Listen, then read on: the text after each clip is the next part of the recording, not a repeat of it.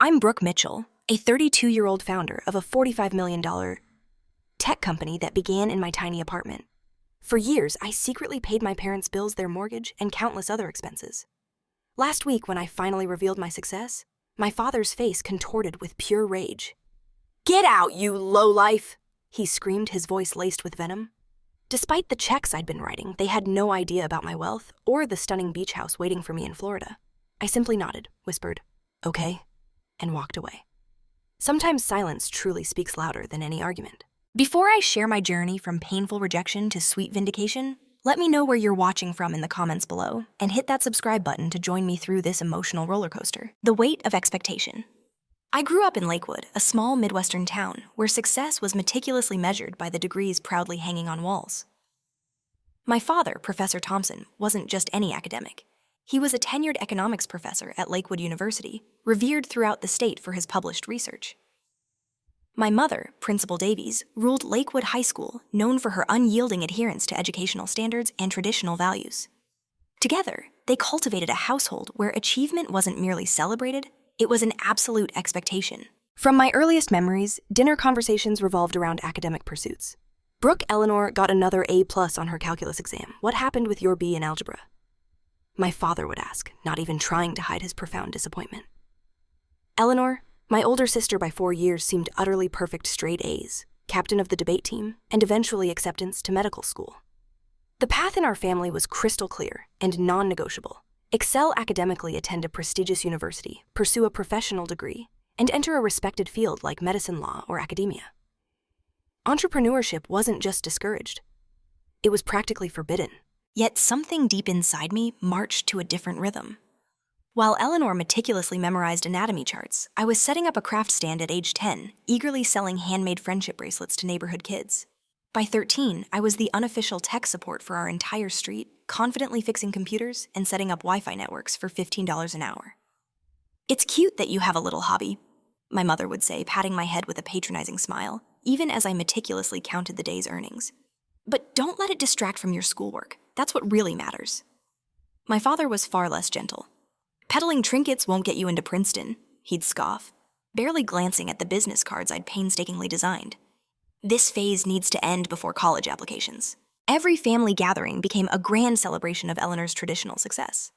When she was accepted to medical school, my parents threw an elaborate party inviting colleagues and family friends. "Following in the true Mitchell tradition of excellence," my father boomed, raising a triumphant toast. Meanwhile, I sat quietly in the corner, designing a website for a local business on my laptop, a stark contrast that couldn't have been clearer. That same year, when I won a regional Young Entrepreneurs competition, my parents didn't even attend the ceremony. "We had faculty commitments," they explained, though I later saw photos of them on Facebook, smiling at a department dinner. It wasn't that I couldn't succeed academically. When I applied myself, I earned good grades. However, sitting in classrooms dissecting theoretical concepts felt suffocating when I knew I could be out in the world boldly testing real business ideas and learning through action rather than dense textbooks. The breaking point, by senior year of high school, the pressure reached its absolute peak. College applications were spread across our dining table, and my father hovered expectantly. "Northwestern has an excellent economics program," he suggested, pointing to an application. "Or perhaps Yale. Your grades aren't quite Ivy League, but my colleague in the admissions office might help." "I'm not going to college," I said quietly, looking him directly in the eyes. "At least not right away." The silence that followed was deafening. My mother dropped her fork with a clatter. My father's face flushed a deep, angry red. "That is not an option," he finally roared, each word carefully measured. "No child of mine will throw away their education. This ridiculous business fantasy ends now." But for the very first time, I didn't back down. I'd been saving money from my tech support work and online sales. I had a meticulously drafted business plan, burgeoning connections with local entrepreneurs, and a burning determination that no classroom could possibly contain. "I'm going to start my own company," I explained, trying to keep my voice steady. "If it doesn't work out in 2 years, I'll reconsider college." My parents' response was swift and unified. Either I applied to college, or I would receive no support, financial, emotional, or otherwise. They were absolutely certain I would fail without their guidance and the education they valued above all else. 1 month after graduation, while my classmates prepared for freshman orientation, I moved into a tiny studio apartment on the edge of town. I was 19, terrified, and completely on my own. My first apartment was barely 400 square feet, with a kitchenette so small I could touch both walls simultaneously. The rent consumed most of my meager savings, leaving just enough for a used desk, a second-hand laptop, and ramen noodles that became both breakfast and dinner more often than I care to admit. But it was mine a sacred space where no one questioned my choices or measured my worth by academic standards. The business began in that tiny space, Mitchell Digital Solutions, an e-commerce platform connecting local artisans with online buyers. The concept was simple. Many talented craftspeople in our region made beautiful products, but lacked the technical knowledge to sell effectively online.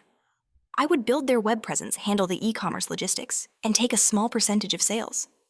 Those early days blur together in my memory, 16-hour workdays, manually coding websites until my eyes burned cold calling potential clients and facing rejection after heartbreaking rejection. Many nights I cried myself to sleep wondering if my parents were right after all. My bank account dwindled dangerously low during those first few months. "How's the business going?" my mother would ask during our increasingly rare phone calls, the quotation marks around "a business" practically audible. The community college still has late enrollment options. The first small victory came 3 months in when Lillian's handcrafted soaps joined my platform and actually started making sales. Then came Thompson's woodworking, followed by 8 other local artisans. The commissions were modest, but they kept the lights on and, more importantly, validated my concept. A glimmer of hope. While my business struggled to find its footing, family gatherings became exercises in endurance. At Thanksgiving dinner, 6 months after I'd moved out, the conversation revolved entirely around Eleanor's medical residency. "Dr. Williams says Eleanor has the steadiest hands in the program," my father announced proudly, carving the turkey. When he finally turned to me, his expression shifted to one of mild disdain. "And Brooke is still selling things online." Mitchell Digital Solutions now represents 15 artisans with a combined monthly revenue of, I began, but my mother abruptly interrupted, passing the cranberry sauce. "Priya's daughter just started at Cornell. Priya, imagine where you could be now." It was at a local business networking event that I met Margaret Evans, founder of a highly successful software company, and notably the first person who didn't immediately ask where I went to college. Instead, she asked insightful questions about my business model, user experience, and scaling strategy. "You've got good instincts," she told me over coffee the following week, a rare flicker of genuine encouragement. "But your current model has limited growth potential. Have you considered the B2B space?" Under Margaret's mentorship, Mitchell Digital Solutions pivoted dramatically. Rather than focusing solely on artisan products, we began developing custom software solutions for small businesses, appointment scheduling systems, inventory management, and customer relationship tools. These products required more complex development, but commanded higher prices and crucially created recurring revenue through maintenance contracts. By year 3, I had 5 employees working from a small office downtown. Our client list had swelled to over 30 businesses, and for the first time, I was paying myself a consistent, albeit modest, salary. It wasn't wealth by any standard, but I no longer counted pennies at the grocery store. My family, however, remained unimpressed. At Christmas that year, Eleanor announced her engagement to another doctor. My parents beamed with pride, immediately discussing wedding venues and guest lists. When the conversation briefly turned to my work, my father's dismissal was swift. "Brooke helps businesses with their computers," he explained to relatives, as if I ran a one-person IT help desk rather than a burgeoning software company. Later that evening, I overheard my mother talking to Aunt Carol in the kitchen. "We're still hoping she'll come to her senses," she whispered, a sigh in her voice. Such a waste of potential. No degree, no professional network, just selling things online. I bit my tongue knowing that trying to explain the complexities of custom software development or our growing client base would fall on deaf ears. In their insular world, success without academic credentials simply didn't compute. The final insult came during Eleanor's extravagant wedding, where I was conspicuously seated at the distant relatives' table far from my immediate family. During his speech, my father praised his accomplished daughter, the doctor, and her equally accomplished husband, before raising his glass.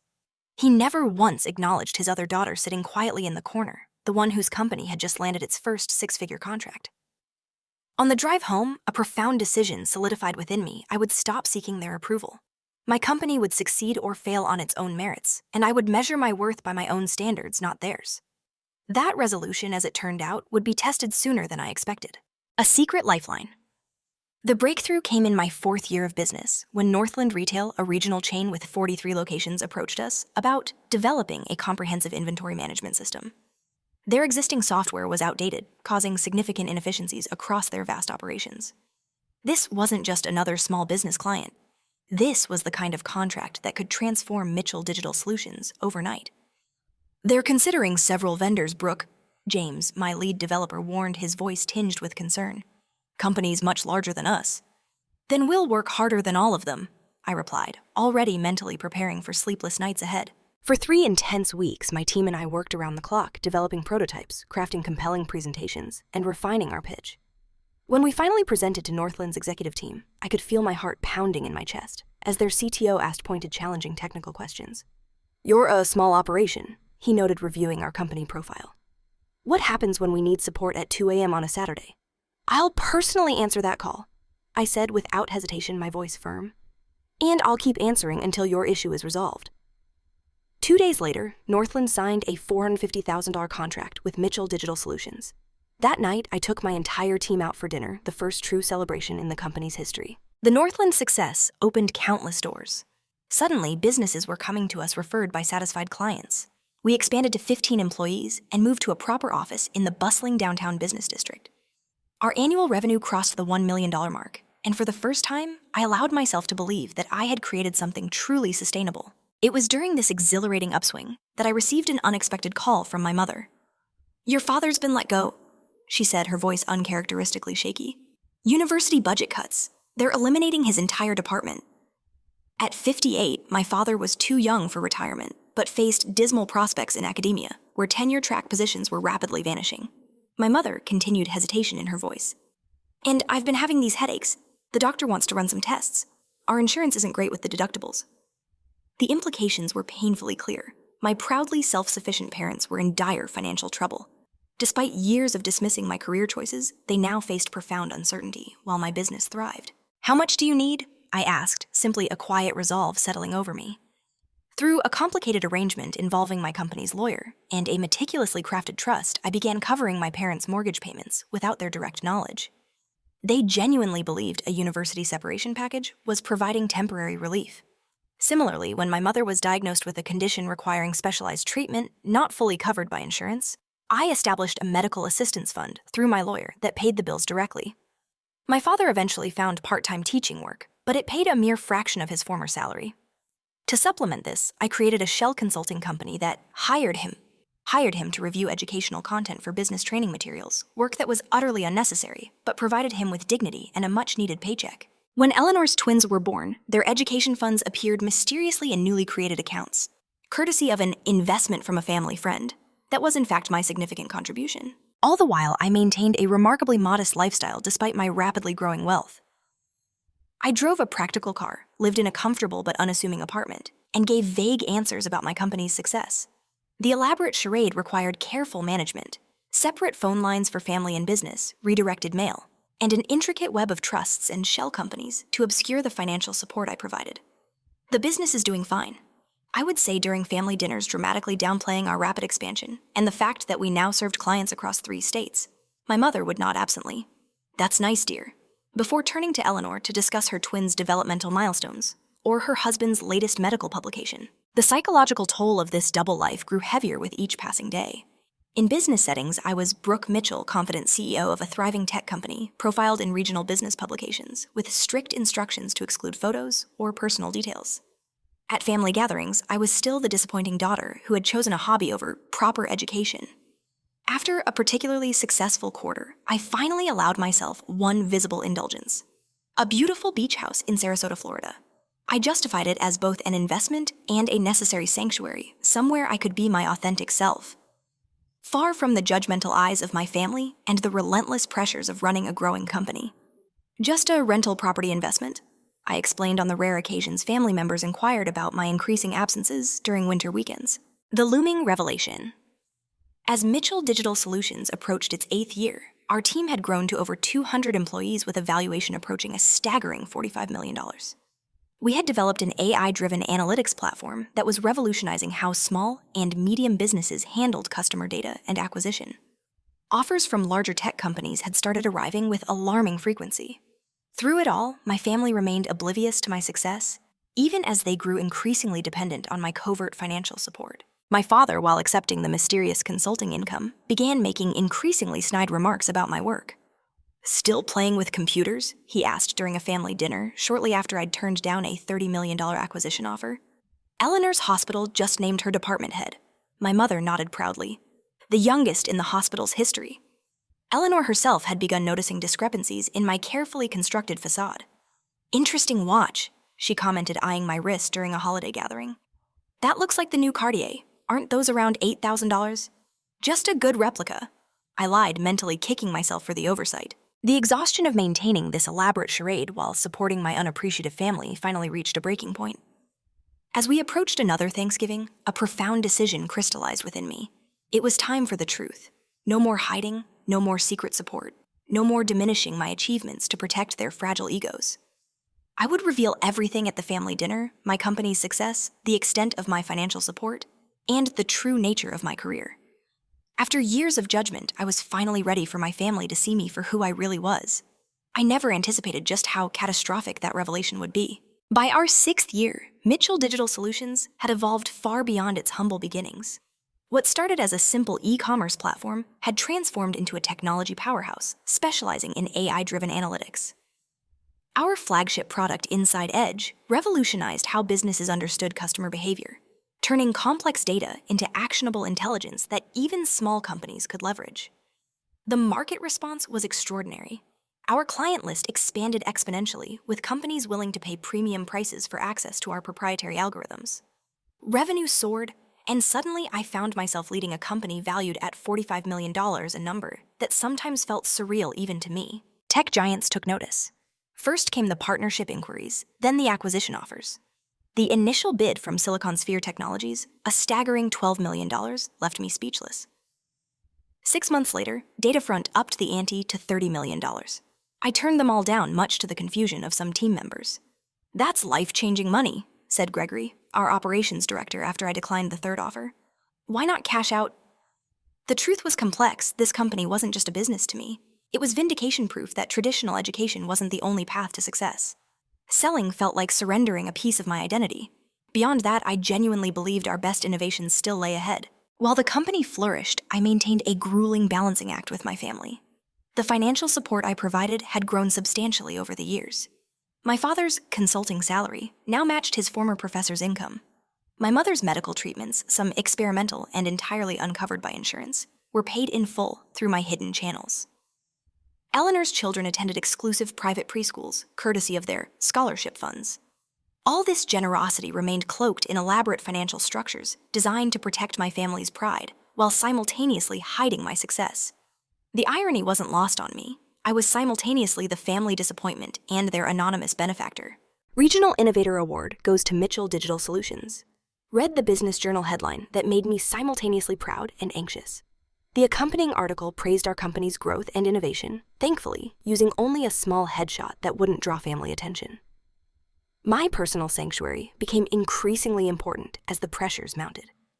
The beach house in Sarasota represented more than just a luxury. It was the one place where I could be completely authentic. The soothing sound of waves outside my window, the warmth of the Florida sunshine, and the liberating absence of judgment created a peaceful contrast to my complicated life back home. During one particularly stress-filled period, I spent 3 consecutive weekends in Florida drawing suspicious questions from my mother. "Another business trip?" she asked, her tone dripping with skepticism. "You seem to be away an awful lot for someone running a small computer business." "Client meetings," I replied vaguely, wondering how she'd react if she knew I'd just flown there on a private charter after closing a multi-million-dollar deal. The dynamics with my father grew increasingly strained. Despite the financial lifeline I'd provided, his resentment seemed to deepen with each passing year. Perhaps it was wounded pride from his unexpected career derailment, or maybe it was the cognitive dissonance of accepting help from the daughter whose choices he'd so thoroughly disapproved of. When are you going to get a real job?" he asked during a Sunday dinner shortly after I'd been featured in Tech Entrepreneurs Under 35 magazine. "You can't fix computers forever." I'd long stopped trying to explain that I didn't fix computers, that I ran a rapidly growing technology company with hundreds of employees and innovative products. Such corrections only seemed to aggravate his dismissal. My mother, ever the conciliator, maintained a careful neutrality that ultimately enabled my father's behavior. "Your father just wants what's best for you," she'd say after particularly hurtful comments, never acknowledging that perhaps I'd already found what was best for myself. Eleanor's attitude shifted from dismissive to subtly envious, as small signs of my wealth occasionally slipped through my careful facade.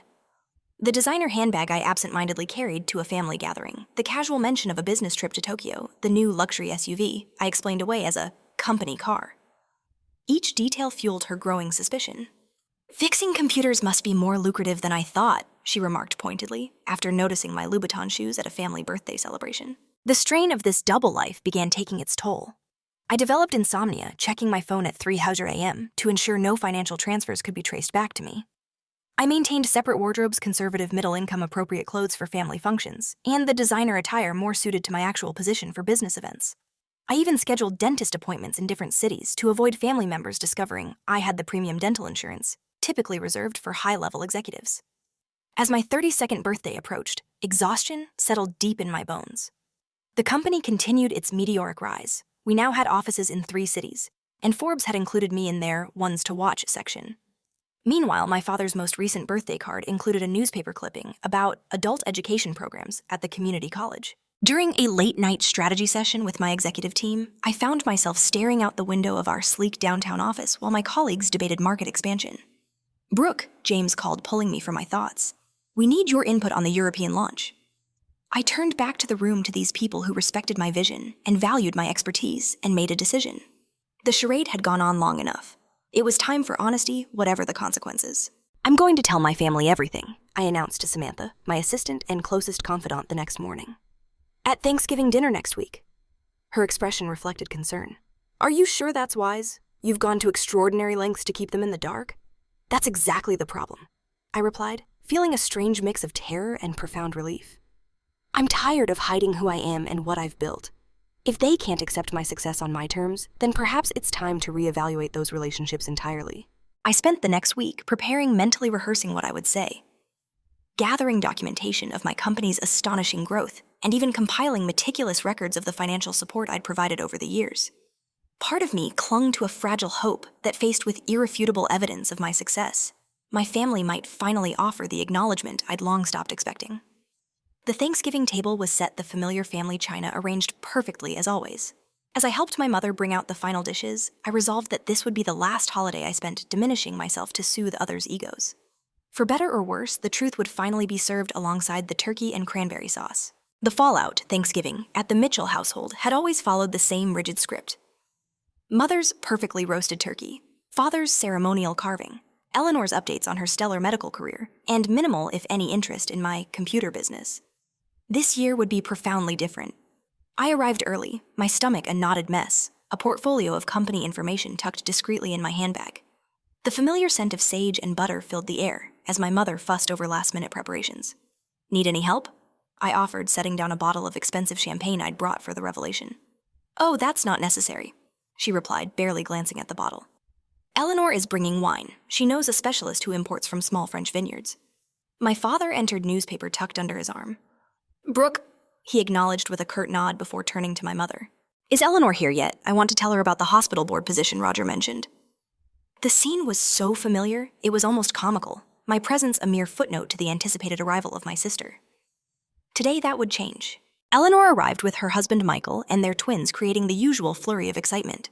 "Dr. Eleanor Mitchell Winters," my father announced proudly, as if her married name and title were a single, cherished honorific. Dinner proceeded predictably.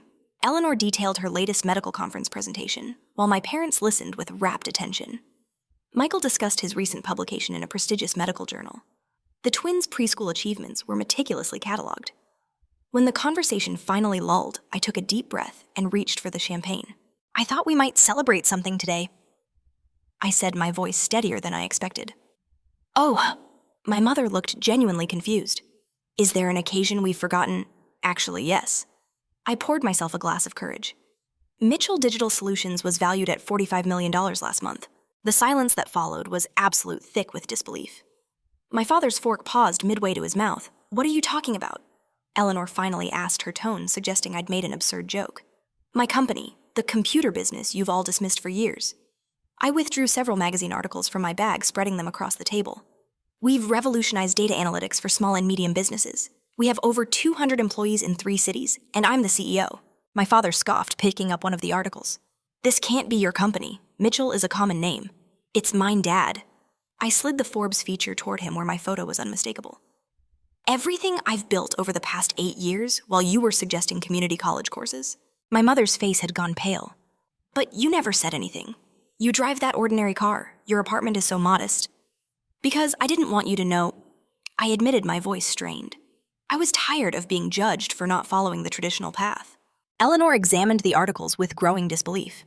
This says you turned down a $30 million acquisition offer. That can't be right. It was actually $38 million by the time negotiations ended. I corrected, a faint tremor in my voice. I declined because we're worth more independently. Rather than the pride or even grudging respect I'd desperately hoped for, my father's expression darkened with fury. So you've been lying to us for years.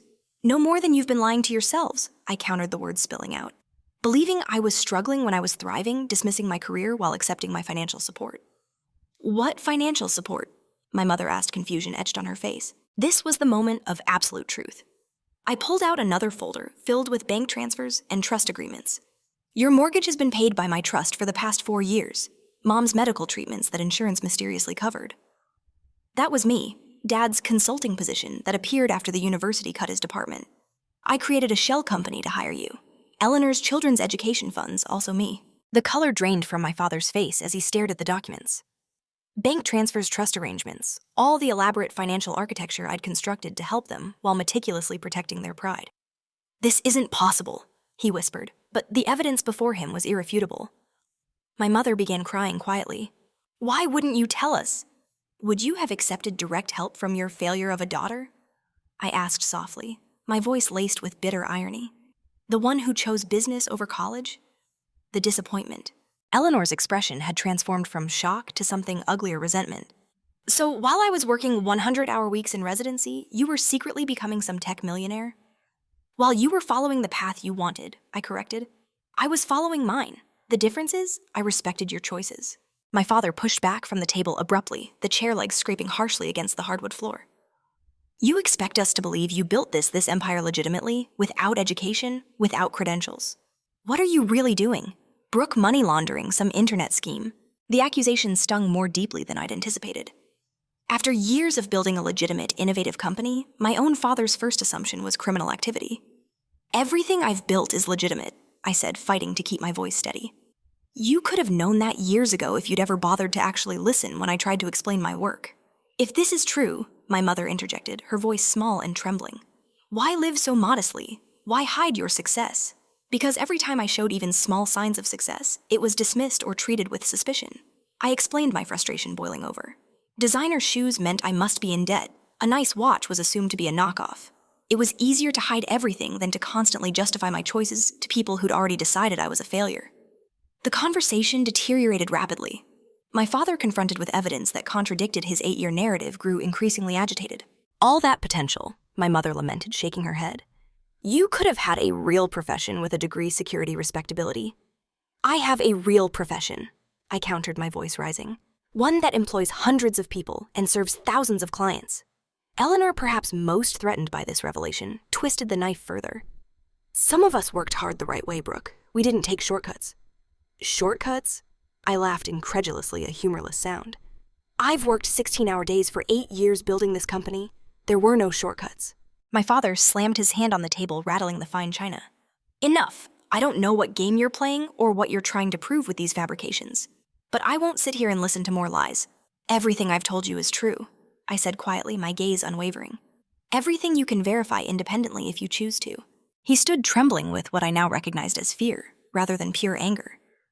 Fear that his rigid worldview was crumbling, that the daughter he'd so thoroughly dismissed had succeeded far beyond his comprehension, outside the narrow path he'd prescribed. If you've done what you claim, he said, his voice shaking, then you've done it by turning your back on everything this family values. Education, tradition, honesty. I've only turned my back on arbitrary limitations, I replied, standing my ground. That's when he said the words. I'll never forget, his face contorted with a mixture of rage and raw humiliation. Get out of my house, you uneducated trash. You lowlife. I don't know what you're really doing to make this money, but no child of mine would behave this way. My mother gasped, but said nothing to contradict him. Eleanor watched with a strange, almost satisfied glint in her eyes. I looked around the table at my father's burning rage, my mother's silent complicity, my sister's thinly veiled resentment. And then a peculiar calm settled over me. For years I'd craved their approval, orchestrated my life to both support and appease them. In that moment, I realized how futile it had been. Okay, I said, simply gathering my documents and standing. Brooke, my mother began, her voice tinged with something akin to regret, but I raised my hand to stop her.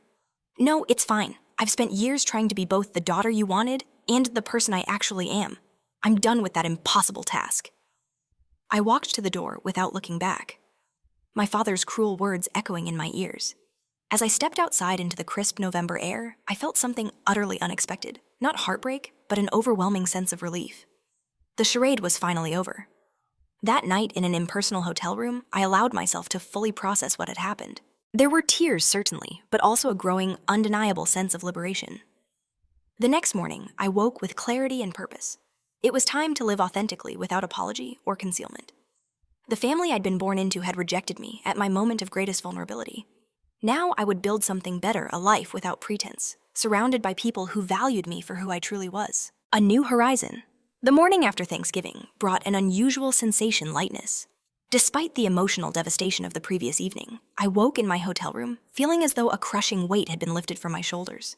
For the first time in 8 years, I didn't need to maintain elaborate lies or diminish my achievements. The truth, however painfully received, was finally in the open. My first call was to Lawrence Friedman, the attorney who had managed my family's covert financial support. I need you to terminate all arrangements immediately, I instructed, my voice calm and decisive. The mortgage payments, the medical fund, the consulting contract, the education trusts, all of it. Are you certain? Lawrence asked, concern evident in his voice. This represents significant financial adjustments for your family. I'm certain, I replied. They've made their position clear. I won't continue supporting people who view me as uneducated trash. Next, I contacted Samantha, outlining my plans to relocate permanently to Florida. Call a company-wide meeting for Monday morning, I instructed. I'll announce the changes then. The weekend passed in a flurry of practical arrangements. My apartment lease would end in 30 days, perfect timing. I arranged for movers to pack my belongings while I flew to Florida to prepare the beach house for permanent occupancy. My phone buzzed constantly with messages from my mother, and surprisingly Eleanor. I read none of them. This boundary was long overdue. Monday's company meeting brought expected shock, but also overwhelming support from my team. As some of you know, I've maintained a property in Sarasota for several years, I explained to the assembled staff. I'll be relocating there permanently and establishing a new headquarters office. Our operations here will continue unchanged under James's day-to-day leadership, with me connecting remotely and visiting monthly. Rather than resistance, I was met with understanding. Several key team members immediately volunteered to relocate to Florida to help establish the new office. We're with you, Brooke, said Rachel, our marketing director. Wherever you lead this company, we'll follow. That support contrasted sharply with my family's reaction to the financial changes. 3 days after Thanksgiving, my father called, his voice tight with barely controlled rage. What is the meaning of this? He demanded without preamble. The bank says our mortgage payment was declined. My consulting contract is suddenly terminated. Yes, I confirmed calmly. I've ended all financial support effective immediately. You can't do this, he spluttered. Your mother's treatments. I can and I have. I interrupted, a wave of resolve washing over me. You made it abundantly clear that you want nothing to do with my low-life money. I'm respecting your wishes. He began backpedaling immediately. Now, Brooke, you misunderstood. I was upset, but family is family. Exactly, I retorted, a bitter edge to my voice. And family doesn't call family uneducated trash. Family doesn't dismiss 8 years of hard work as criminal activity. Family supports each other's different paths instead of demanding conformity. The call ended with his threats to contest the financial changes. Empty threats, as Lawrence assured me all arrangements had been legally structured to allow termination at my discretion. The calls and messages continued evolving from angry demands to desperate pleas. The harsh reality of their financial situation began to sink in for them. My mother's tearful voicemails detailed her medical concerns.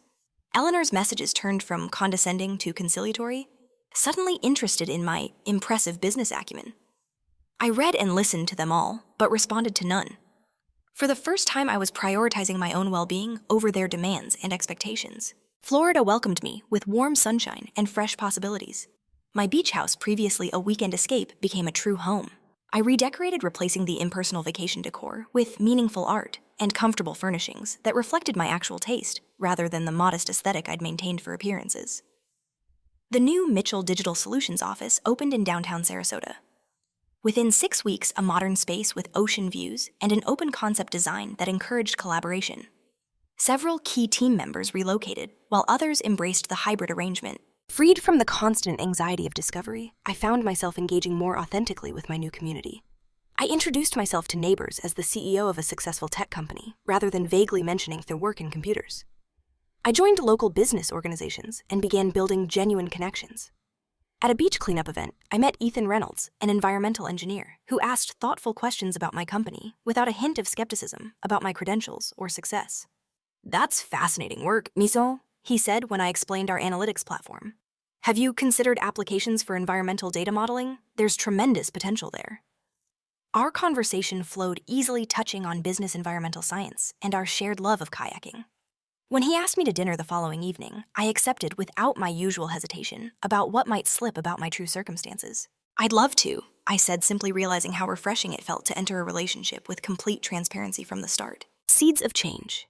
As weeks turned to months, the desperate communications from my family gradually tapered off. The initial flurry of daily calls dwindled to weekly, then occasional messages. The tone evolved from demanding to pleading, culminating in letters that arrived at my new office address, my father apparently having researched the company location. The first letter was accusatory. "After all we've done for you, this is how you repay us, by abandoning your family in their time of need." The second, received 2 weeks later, attempted guilt. "Your mother's condition is worsening without proper treatment." "Is this the daughter we raised?" The third, arriving a month after that, offered a conditional olive branch. "Perhaps we were hasty in our judgment. If you would reconsider your rash decisions, we could discuss your business success more thoroughly." I read each one carefully, recognizing the manipulative patterns that had defined our relationship for years. None acknowledged the fundamental issue, their inability to accept my choices and success on my terms rather than theirs. Meanwhile, my life in Florida flourished. The company continued its impressive growth trajectory, launching new products and expanding into international markets. My relationship with Ethan deepened into something genuine and supportive, built on mutual respect rather than false pretenses. Most importantly, I found a community of fellow entrepreneurs who understood the challenging journey I'd traveled. At a business leader retreat, I was surprised to discover how many successful founders had similar stories of family rejection or dismissal. My parents didn't speak to me for 3 years after I dropped out of law school to start my company, shared Jessica, founder of a healthcare technology firm. Now they brag about me to their friends. "My father called my business plan a fantasy and refused to even discuss it," added Marcus, whose sustainable energy startup had recently gone public. "He sends me newspaper clippings about it now, as if he supported me all along." These conversations helped me realize that my experience, while painful, wasn't unique. The path of entrepreneurship often diverged from family expectations, creating rifts that sometimes healed with time and sometimes didn't. 6 months after my relocation, I received a text from Eleanor that was different from the others. "I'm sorry, not for everything, not yet, but for not seeing what you were building, for not respecting your choices." It wasn't a complete reconciliation, but it was the first genuine acknowledgement from any family member.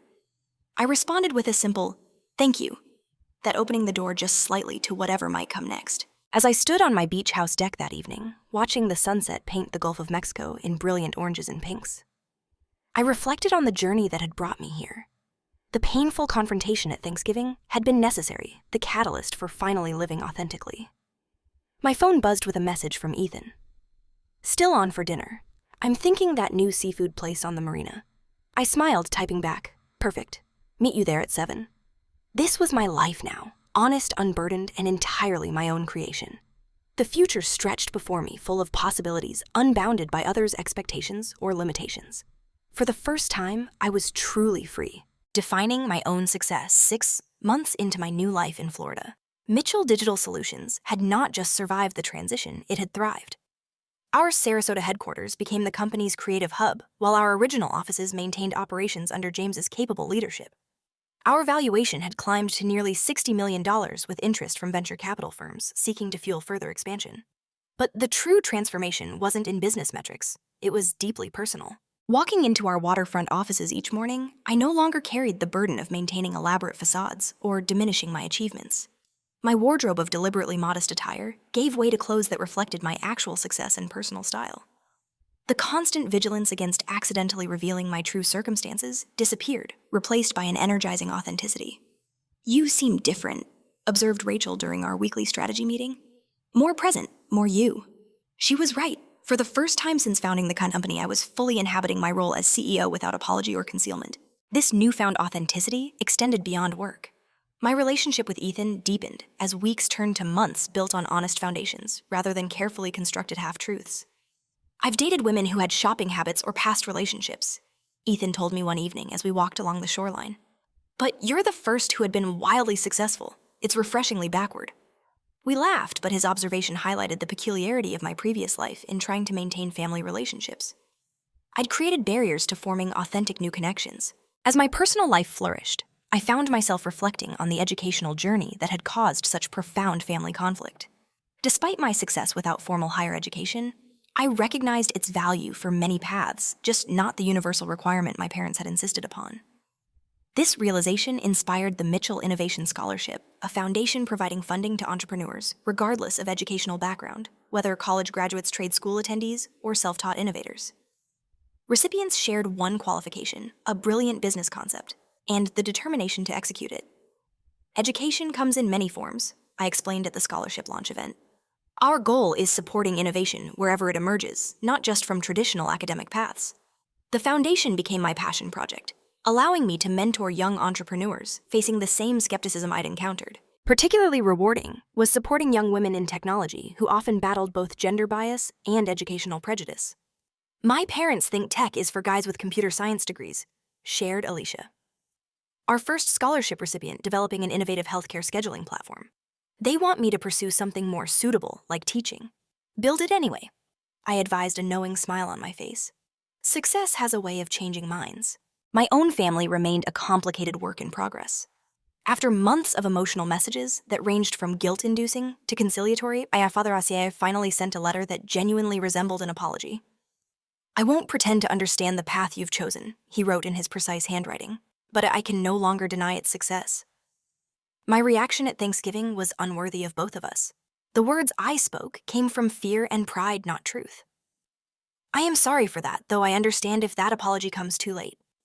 It was the first communication that didn't include demands for resumed financial support or conditions for reconciliation.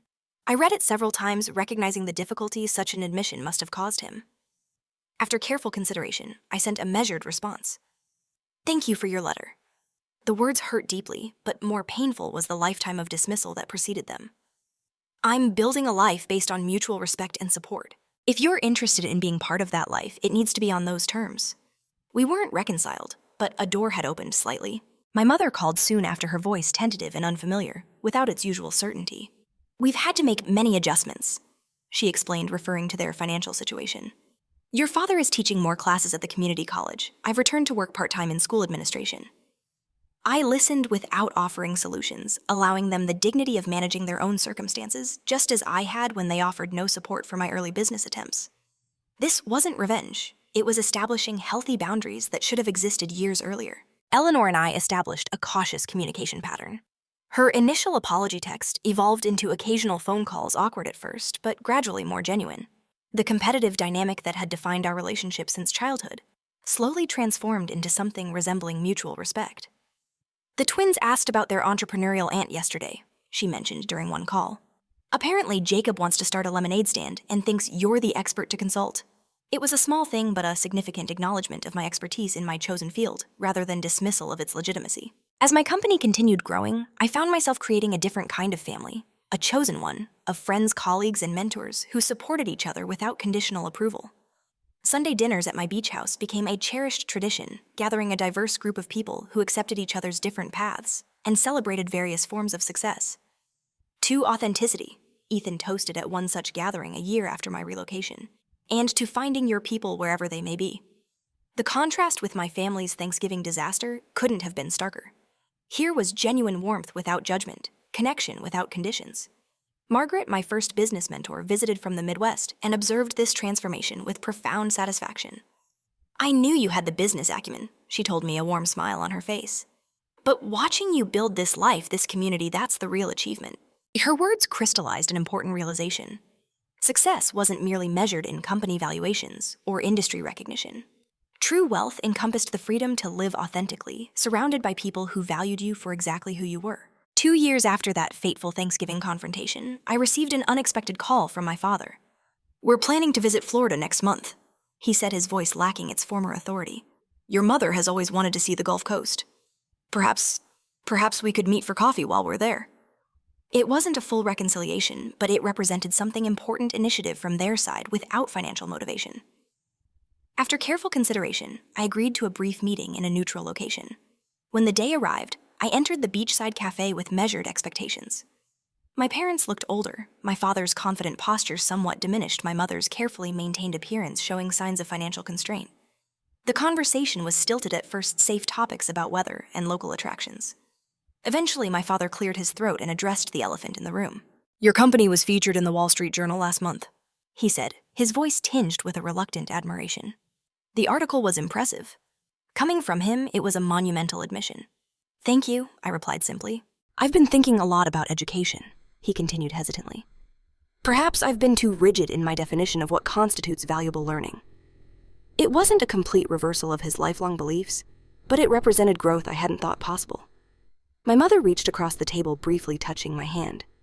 "We're proud of what you've built, Brooke," she said quietly, her eyes softening, "even if we didn't understand how to show it." The meeting lasted just under an hour, not enough to heal years of dismissal and judgment, but perhaps a beginning. As we parted, I felt neither the desperate need for their approval that had driven me for years, nor the angry rejection that had followed our confrontation. Instead, I felt compassion for their limited perspective and profound gratitude for having found my own path despite it. Back at my beach house that evening, I walked along the shore reflecting on the journey that had brought me here. The business success was significant, certainly, but the personal growth was the true achievement, learning to define my worth by my own standards rather than external validation. The sun dipped toward the horizon, painting the sky in brilliant oranges and pinks. My phone buzzed with a message from Ethan, followed by notifications of a major new client signing and a reminder about tomorrow's scholarship committee meeting. This was my life now, rich with purpose, connection, and authenticity. The path hadn't been what I expected, or what my family had prescribed. It had been messier, more challenging, and ultimately more rewarding than any traditional route could have offered. In choosing my own direction and staying true to my vision, despite constant doubt from those closest to me, I discovered a fundamental truth.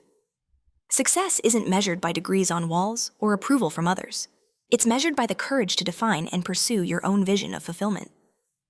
As I watched the sun sink below the horizon, I felt profound gratitude for the difficult journey that had led to this peaceful shore. The rejection that once seemed devastating had ultimately freed me to build something more authentic, both in business and in life. Valuable lesson.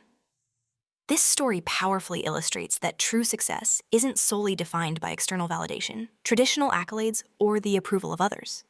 Instead, it's found in the courage to forge your own path, embrace your unique talents, and build a life that aligns with your authentic self, even when faced with doubt and rejection from those closest to you. Ultimately, self-worth and genuine fulfillment come from within. What about you?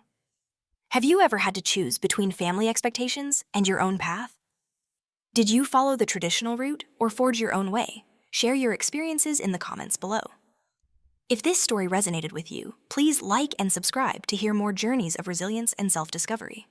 Remember, sometimes the people who believe in you the least inspire you to become your best. Thank you for joining me today, and may you find the courage to live authentically, whatever that means for you.